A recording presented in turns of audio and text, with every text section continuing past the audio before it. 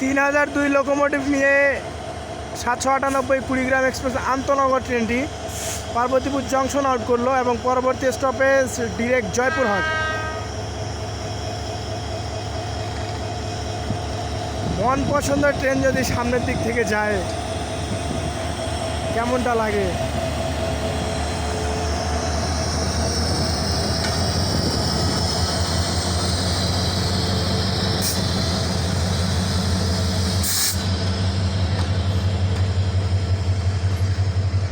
তো আজকে চলেন আমরা কাউন্ট করি কতটা টোটাল বগি যাচ্ছে। লোকোমোটিভ, খাবার গাড়ি 1 2, এটি 3।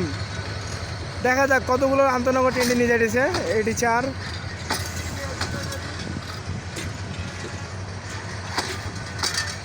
এটি 5 6 7 8 9 10 11 12 13 14, মানে 14 28টি হিসাবে কোচ নিয়ে যাচ্ছে আন্তনগর কুড়িগ্রাম এক্সপ্রেস ট্রেনটি 798।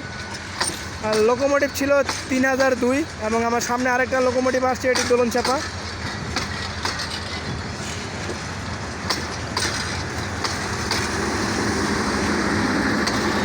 এই যে এসি চেয়ার কার এখন থেকে শুরু হইলো, একটা না 1 2 3, 3টা নিয়ে।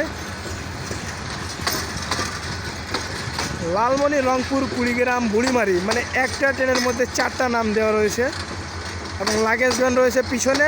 ঢাকা থেকে আসার সময় এটি থাকবে সামনে। পার্বতীপুর বড় বৃহত্তর জংশন থেকে বর্তমানে কুড়িগ্রাম এক্সপ্রেস দুর্দান্ত গতিতে ভালো পারফরমেন্স নিয়ে ছুটে চলেছে ঢাকার উদ্দেশ্যে। আর পার্বতীপুর জংশনে 2টি ট্রেন রয়েছে, একটি রয়েছে রকেট এবং আমার সামনে যেটা দেখতেছেন 2912 লোকোমোটিভ নিয়ে, এটি কিন্তু হইতেছে দোলনচাপা।